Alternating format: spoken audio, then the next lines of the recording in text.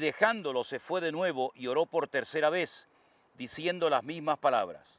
Entonces vino a sus discípulos y les dijo: dormid ya y descansad, y aquí ha llegado la hora y el Hijo del Hombre es entregado en manos de pecadores. Levantaos, vamos, ved, se acerca el que me entrega. Yo siempre he tenido la opinión que si no hubiera habido este momento aquí en Getsemaní, hubiera sido prácticamente ir a la cruz y cargar nuestros pecados y morir en nuestro lugar, porque fue aquí en Getsemaní donde el Señor Jesucristo, no lo dice según la versión de Mateo, dice que se desgarró, se quebrantó hasta que su sudor parecía como grandes gotas de sangre, ¿no? Fue en este lugar donde él dijo: que no se haga mi voluntad. Luego él tenía voluntad propia y podía haberse negado, podía haber evitado el martirio, el sufrimiento, pero renunció, ¿no? Renunció a su voluntad para asumir y hacer la voluntad del Padre. Y aquí es donde le pide a tres de sus discípulos, Pedro, Jacobo y Juan, que oren con él, porque, como hemos leído, él dijo: mi alma está triste hasta la muerte. Él sabía perfectamente lo que significaba renunciar a su voluntad y asumir la voluntad del Padre, lo sabía perfectamente, sabía todo lo que él esperaba en cuestión de horas. Aquí es donde fue prendido. ¿Se acuerdan que dice que vino una turba con palos y preguntando dónde está? Y él dijo: bueno, aquí estoy, soy yo, ¿verdad? Y aquí es donde Pedro le cortó la oreja a uno de los criados del sumo sacerdote. Y aquí fue donde el Señor lo sanó.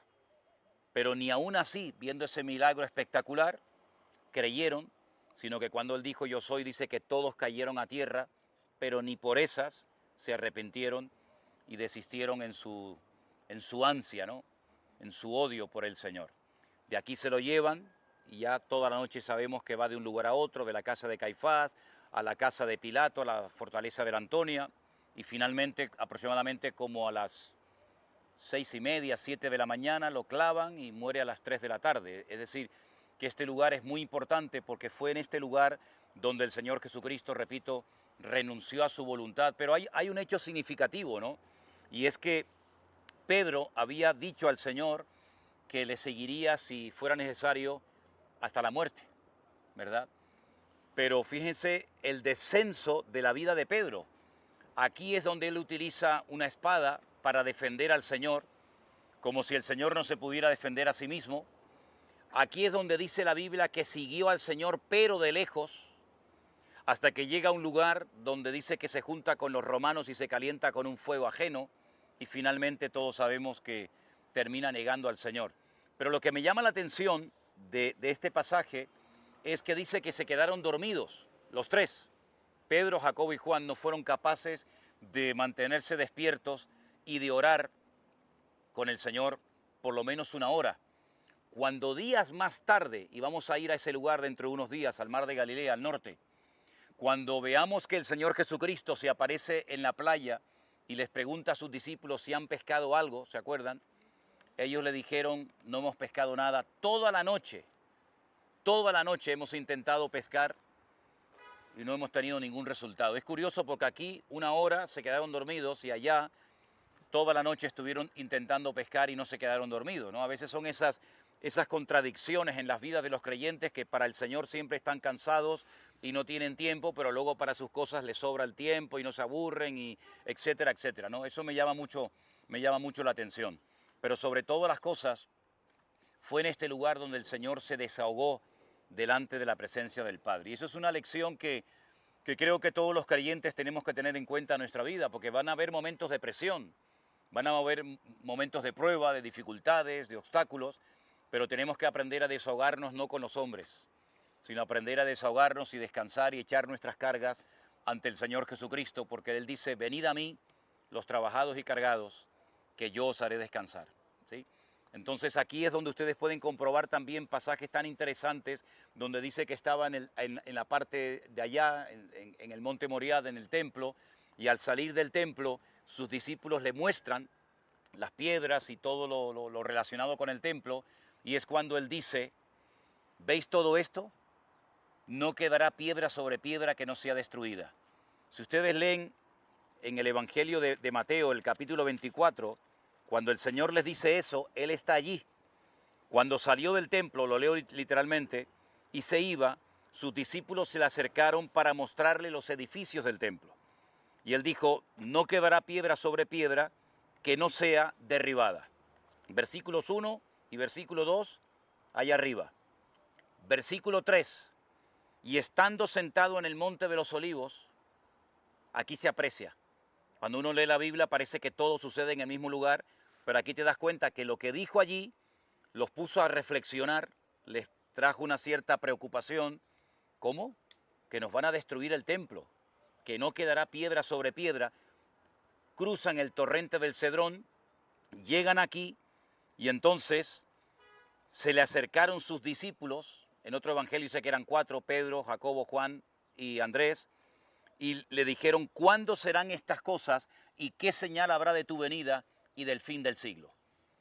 Fijaros qué interesante en que entre el versículo 1 y 2 hay un espacio de tiempo, ya se encuentran al otro lado del monte, en este caso en el huerto de Getsemaní, y aquí es donde le hacen esa pregunta al maestro. Eso, si no estás aquí, no lo puedes apreciar, pero pienso que la mejor manera de aprender geografía bíblica es estando sobre el terreno. Por eso muchas veces lo que leemos así, versículo 1, 2, 3, 4, 5 y así sucesivamente, a veces pasan muchas horas entre un versículo y otro, y a veces una cosa la dice en un lugar y la respuesta la da en otro lugar, y eso es muy interesante porque en ese intervalo de tiempo pues pueden ocurrir muchas cosas, muchos pensamientos, muchas reflexiones, etcétera, etcétera. Ahora, yo creo que en esta mañana el Señor nos está dando el privilegio a todos de estar en un lugar bíblicamente hablando muy importante, ¿verdad? Fue en este lugar donde el Señor fue quebrantado, así como las aceitunas se prensan para extraerle el oro líquido, ¿no?, que es el aceite, pues aquí el Señor fue prensado, ¿no? Fue triturada su voluntad, y aquí es donde Él renuncia a su voluntad, dice, no se haga mi voluntad, sino la tuya. Entonces yo creo que sería muy bueno que en esta mañana cerráramos nuestros ojos y oráramos al Señor por unos instantes y renunciáramos como Él hizo aquí también a nuestra propia voluntad. Que se haga única y exclusivamente la voluntad de Dios en tu vida. Es la única manera de que el respaldo y el favor de Dios siempre esté contigo. A veces hay una lucha entre nuestra voluntad y la voluntad de Dios. Parece que la nuestra es mejor que la de Él, pero nada más lejos de la realidad, queridos hermanos. Yo pienso que es muy importante reconocer que a veces el Señor permite ciertas y determinadas situaciones en nuestra vida para que reflexionemos y nos preguntemos ¿qué estoy haciendo con mi vida? ¿Tengo mi agenda y quiero incluir en ella a Dios? ¿O estoy dispuesto a decir, si tengo que renunciar a algo que yo creo y me parece y pienso que puede ser bueno, pero que puede ser contraproducente en un futuro, pues pienso que lo mejor es decirle, Señor, ayúdame a someterme a tu voluntad, porque al fin y al cabo la voluntad de Dios es perfecta, la nuestra no siempre lo es, ¿de acuerdo? Señor, te damos muchas gracias en esta mañana, Dios mío, por este privilegio maravilloso que nos estás dando de poder visitar este país.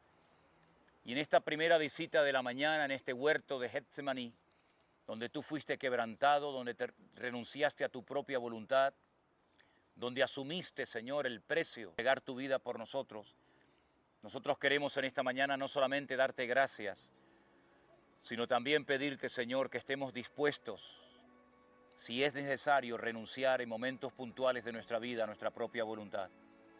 Para que no, Señor, no entremos en un conflicto de voluntades, para que no estemos peleando contigo en ningún momento, sino que sea tu palabra, tu Espíritu Santo, el que nos guíe y nos ilumine y nos muestre el camino a seguir, y que podamos con tu ayuda y con tu bendición agradarte en todo lo que hagamos y digamos a lo largo de nuestra vida.